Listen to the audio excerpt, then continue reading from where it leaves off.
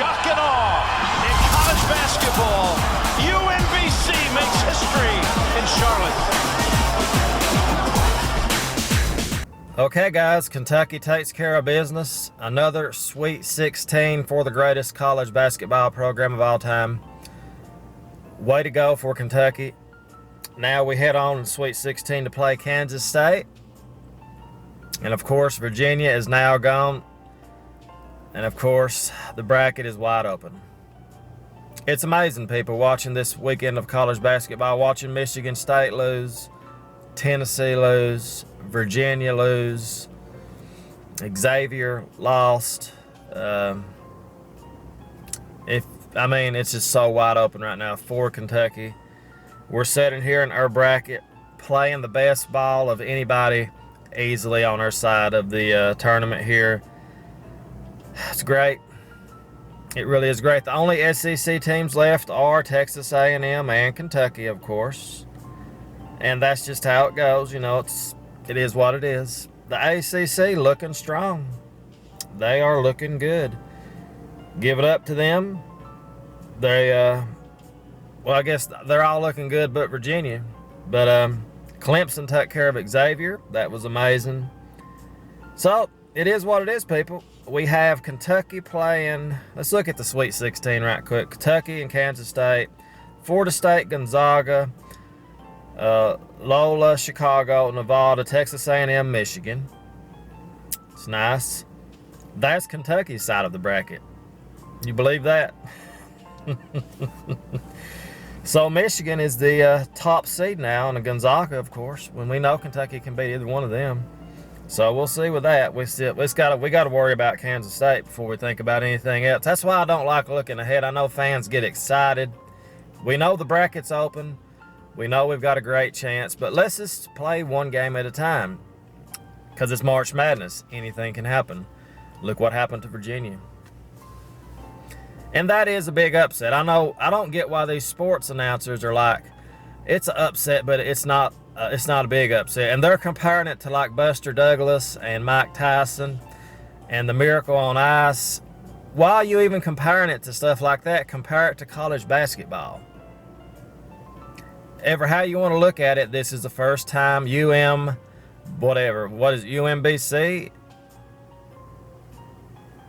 Whatever their name was, whatever. They're comparing that to other sports. Compare it to college basketball. Why would you compare that to Mike Tyson versus Buster Douglas as great upsets? It's the first time a 16's ever beat a 1. And not only did they get beat, they got demolished. Virginia got destroyed. That's one thing people seem to be forgetting. They destroyed them. It wasn't like it was a miracle shot at the end to win. That makes it even more of a bigger upset, in my opinion. They got destroyed, people. So I don't know why they're looking at it like that, the way they're looking at it. It was a big upset. I think it's the biggest upset ever in college basketball. I think it is. I don't know why people are trying to downplay it. Oh, let's compare it to when the Cavs come back 3-1 or something like that. You know, stupid stuff like that. I mean, come on, compare it to college basketball. Don't compare it to other sports. That's a great upset, but it's not the greatest upset ever. I remember when I watched Buster Douglas beat Mike Tyson. That's not even the same sport. Let's just compare it to when Brock Lesnar beat The Undertaker. How about that? That sounds more realistic. That was a big upset. Even though it's scripted, it was still a big upset. I guess I would still say the 16 over the 1's a bigger upset than The Undertaker losing to Brock Lesnar. Anyway, let's get back to the game here. And the other side of the bracket, we have Clemson playing Kansas, West Virginia, Villanova, Syracuse at Duke. Syracuse playing Duke. Boy, Duke they get so. Oh yeah, North Carolina got beat this week too. Let's not forget that. And we got Texas A&M playing with the Boilers. Purdue. Oh, Purdue, yeah. That's a team I've not mentioned any this year. Texas Tech probably beat them because their best players hurt. Or one of their best players. Anyway, guys, Kentucky playing well right now. It's been an amazing tournament. I've watched a lot of the games. I watched the big upset with Virginia. I watched North Carolina get beat. I watched Tennessee get beat. Well, there wasn't much to watch with the Auburn game. That was over. And I watched the, who was it came back last night? What was their name? Come on now, what was their name? Florida State. I watched them come back and win against Xavier. Who was that had that 20-some point lead and they come back and won? Yeah, Michigan State got beat. Let's not forget that also. Another big team got beat. Michigan State got beat. Oh, yes.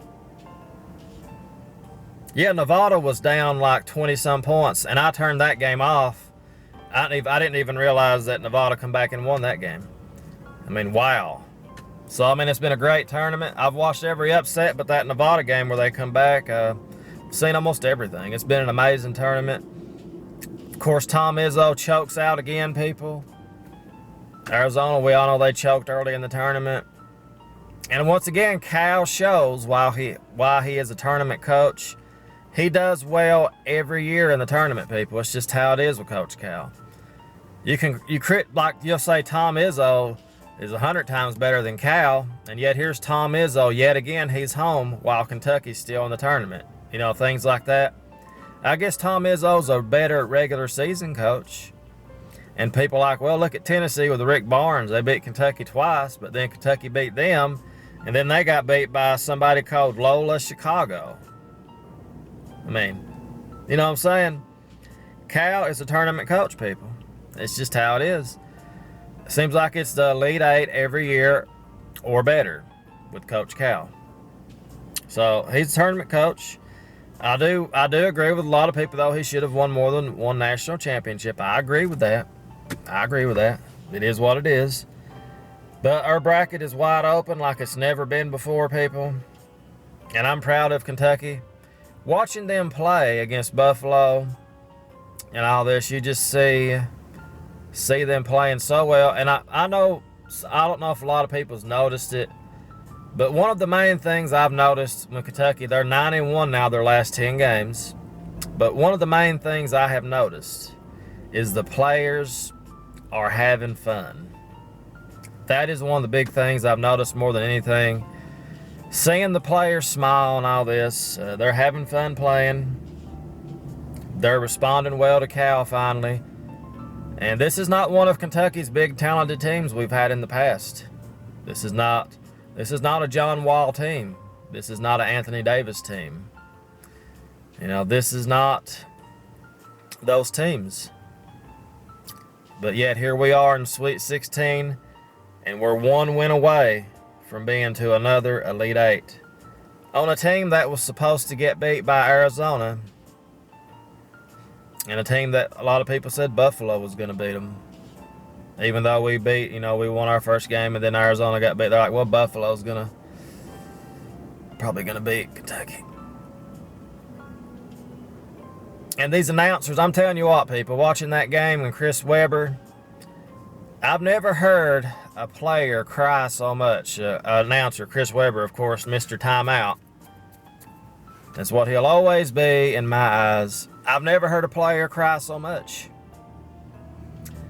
He would say like foul. He was dying for Kentucky to get a charge caught on. He was like, there's a charge. What was up with that? Every time Kentucky would do something or do this or that or bump into a player, oh, they missed a foul. He was obsessed with Kentucky charge plays. What's up with that? There's a charge. And then Kentucky's up by like 12 points. And they might get on like a 8-0 run. And they're like, Kentucky's on an 8-0 run. They're pulling away. Then the other team shoots a three. Oh, there's a big three by whoever. They ain't going away. Here they come. I mean, what is that? Is it that bad? Is Kentucky hated that bad? I mean, my goodness. We just went on an 8-0 run. And they make one shot, and all of a sudden, here they come.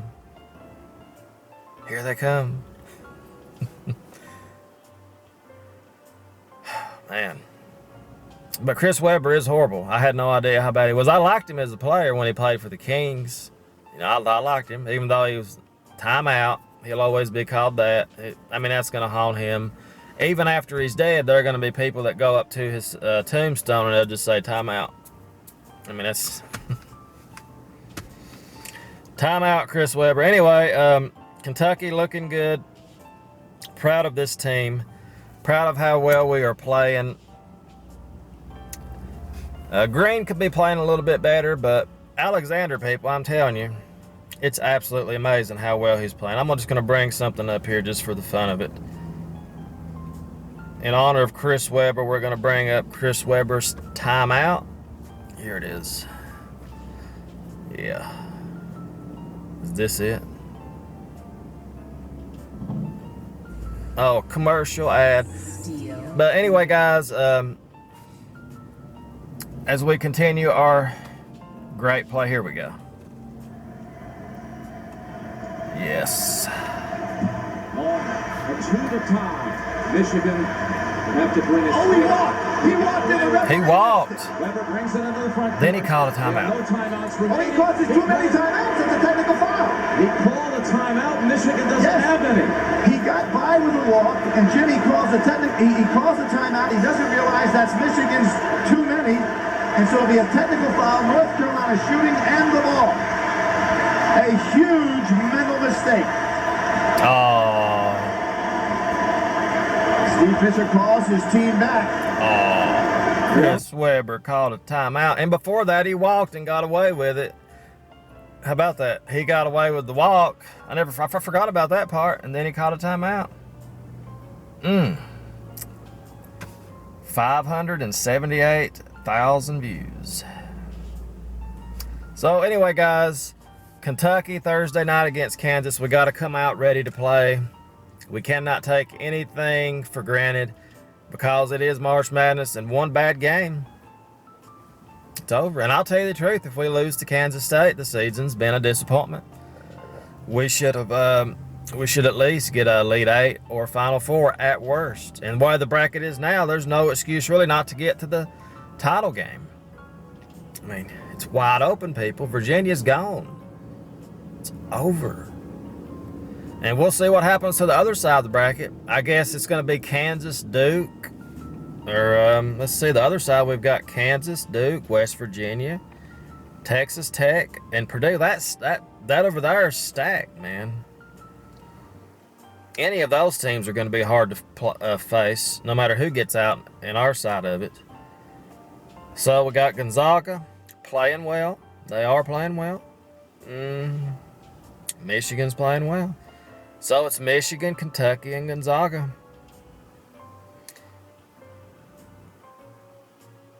It's hard to believe. Hard to believe. Anyway, guys, Kentucky playing well.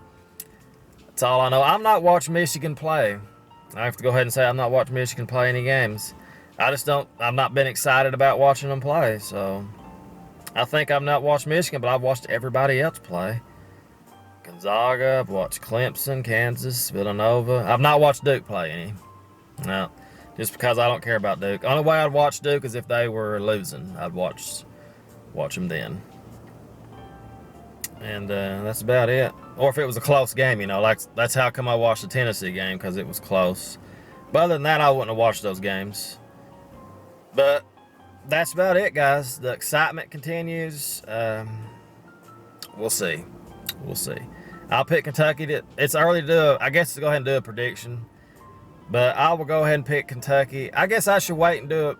I'll just do it now because I don't know. We don't know if Vanderbilt's going to play or not. But with or without Vanderbilt, I would pick Kentucky to win this game. Clea Jones, he's playing well. I would really, in a way, I know we want Vanderbilt back, but really the chemistry right now, it's one of those things. He's a great player, but we seem to be playing so well without him. It's kind of odd. But I'll pick Kentucky to beat Kansas State. 15 points. 85-70. 80 to 65 or something like that. We'll see. We'll see. The excitement continues, people. It's just great that Kentucky's playing so well.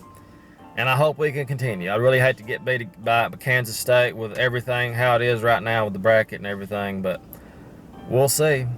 Oh yeah, congratulations to Texas A&M also for making the Sweet 16. I forgot about that. And that's pretty much it. Everybody out. Everybody else is out from the SEC, as expected. I expected maybe 2 teams to make it. I thought Florida might do better, but again, 3-point shooting teams, you know what happens. You live and die by it. So that's pretty much it, guys. It's been a long video. Thanks for watching. As always, go Kentucky, the greatest college basketball program of all time. Have a great day, guys. Thanks for watching.